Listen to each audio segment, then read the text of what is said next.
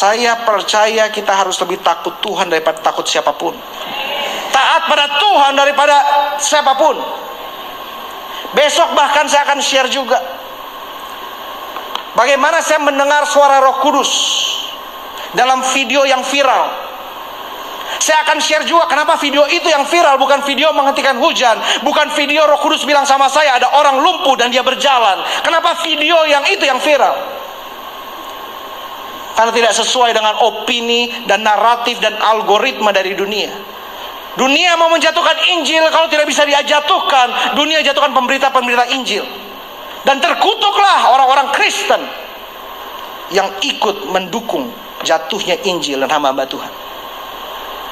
Saya ucapkan sekali lagi, seperti Paulus mengutuk Elimas yang mengganggu pemberitaan Injil, terkutuklah orang-orang Kristen yang ikut dalam memecah belah gereja. Terkutuklah orang-orang Kristen yang ikut memecah belah orang-orang percaya. Saya begitu percaya kita satu dalam Yesus. Pendeta boleh khotbahkan hal yang berbeda, gereja boleh settingnya berbeda, tapi kita satu dalam Yesus. Shalom Bapak. Mohon penjelasannya. Dalam cerita Yesus mengutuk pohon ara, Yesus mengutuk pohon ara yang pada akhirnya pohon itu mati. Yang menjadi pertanyaan saya, bolehkah kita berdoa mengutuk orang yang menyusahkan kita? Asalkan kita sudah mengampuni dia dengan tujuan agar Tuhan mau menegurnya. Kemudian pertanyaan berikutnya, apakah Tuhan akan menjawab doa seperti itu? Terima kasih Bapak. Ya, kalau Yesus itu mengutuk pohon ara, itu tidak ada hubungan dengan pertanyaan saudara soal mengutuk orang. Karena pengutukan pohon ara itu bukan suatu tindakan yang biasa. Itu sebenarnya adalah satu perumpamaan. Kita biasanya mengenal perumpamaan hanyalah suatu cerita. Misalnya ada perumpamaan tentang anak yang hilang, domba hilang, dirham yang hilang, tapi itu namanya spoken parable. Tapi ada jenis perumpamaan yang lain, itu namanya action parable.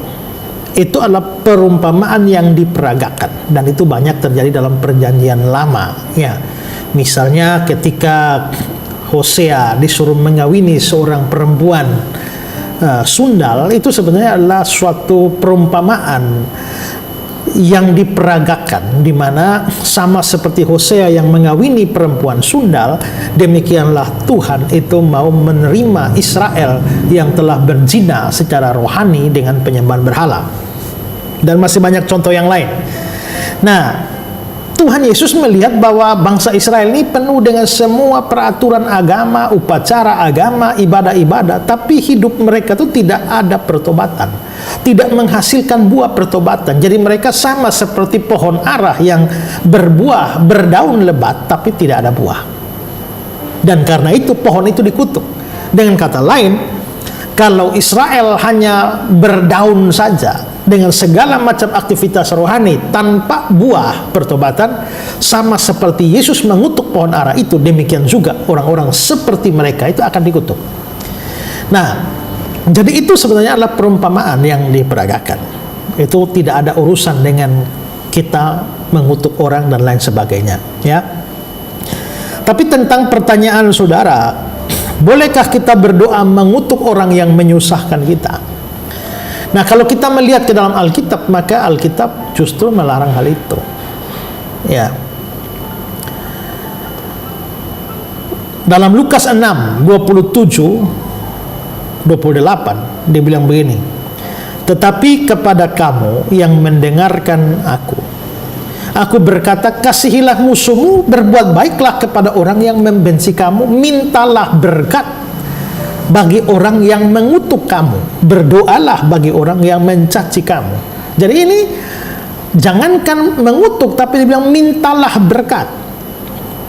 Bahkan juga ada ayat yang selain memerintahkan berkat, itu juga melarang mengutuk. Roma 12 ayat 14. Berkatilah siapa yang menganiaya kamu, berkatilah dan janganlah mengutuk. Jadi Alkitab melarang ada pengutukan. Nah, kalau Alkitab melarang mengutuk orang jahat, orang yang berbuat jahat kepada kita, lalu kira-kira kita minta Tuhan untuk mengutuk orang jahat, Tuhan mengabulkan doa itu apa tidak? Bagaimana Nona? Tidak. Tidak ya, karena Tuhan menyuruh kita memberkati, bukan mengutuk. Ya. Nah, tapi bagaimana kalau kita sebenarnya sudah mengampuni dia? Nona berbuat jahat kepada saya, sebenarnya saya sudah mengampuni. Tapi karena Nona belum bertobat, saya minta supaya Tuhan mengutuk, supaya dia bertobat, supaya Nona bertobat. Kalau dia sudah mengampuni, kenapa dia menyuruh harus mengutuk Ya, lagi? bukan supaya membalas dendam, tapi supaya bertobat. Keadilan Tuhan dinyatakan.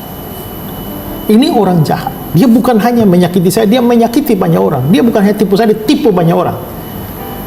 Ya, Tuhan mengutuk dia supaya dia berhenti daripada kejahatan, penipuan ini. Sebaiknya biar pembalasan adalah hak Tuhan. Ya memang hak Tuhan, kita hanya cuma minta aja. Ya. Oke, sekarang coba kita lihat Mazmur 7 ayat 7 ayat 10. Bangkitlah Tuhan dalam murka-Mu, berdirilah menghadapi geram orang-orang yang melawan aku. Bangunlah untukku ya Engkau yang telah memerintahkan penghakiman. Biarlah berakhir kejahatan orang fasik dan teguhkanlah orang benar, dan seterusnya. Kata-kata yang digaris bawahi ini minta ya Tuhan hukum ini. Mazmur 35 ayat 4 sampai 8. Biarlah mendapat malu dan kena noda orang-orang yang ingin mencabut nyawaku. Biarlah mundur dan tersipu-sipu orang yang merancang kecelakaanku. Biarlah mereka seperti sekam di bawah angin didorong malaikat Tuhan. Biarlah jalan mereka gelap dan licin. Malaikat Tuhan mengejar mereka. Karena tanpa alasan memasang jaring terhadap aku, tanpa alasan mereka menggali pelubang untuk nyawaku. Biarlah kebinasaan mendatangi dia dengan tidak disangka-sangka. Jerat yang dipasangnya biarlah menangkap dia sendiri, biarlah ia jatuh dan musnah.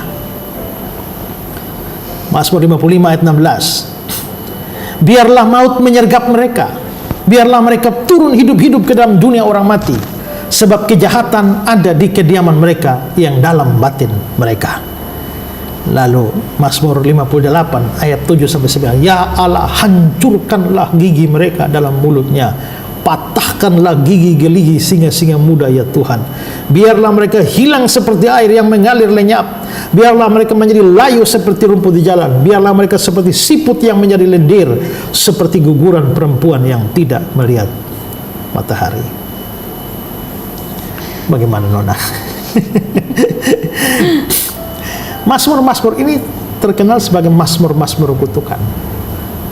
Ya, tapi banyak penafsir mengatakan bahwa ini memang doa, permohonan kepada Tuhan, bukan didasarkan pada dendam atau kebencian, tapi semacam doa kepada Tuhan supaya Tuhan menyatakan keadilan terhadap orang-orang jahat.